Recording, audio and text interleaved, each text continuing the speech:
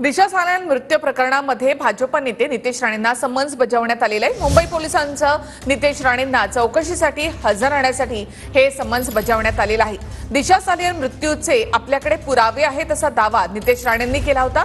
नागपूर अधिवेशनाच्या दरम्यान नितेश राणेंनी हा दावा केला होता। दिशा सालियन हिची आत्महत्या नसून हत्या असल्याचा दावा नितेश राणे यांनी केलाय। या संदर्भामध्ये हे समन्स असल्याचं कळतं।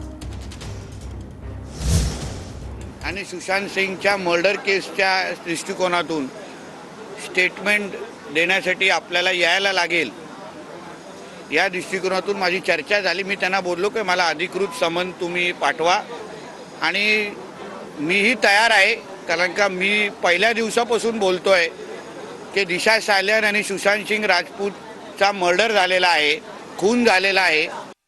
दिशा आणि सुशांत सिंगचा खून कसा झाला हे त्यांना माहिती घ्यायची नव्हती, पण पुरावे तुमच्याकडे काय आहेत ते पुरावे आम्हाला द्या।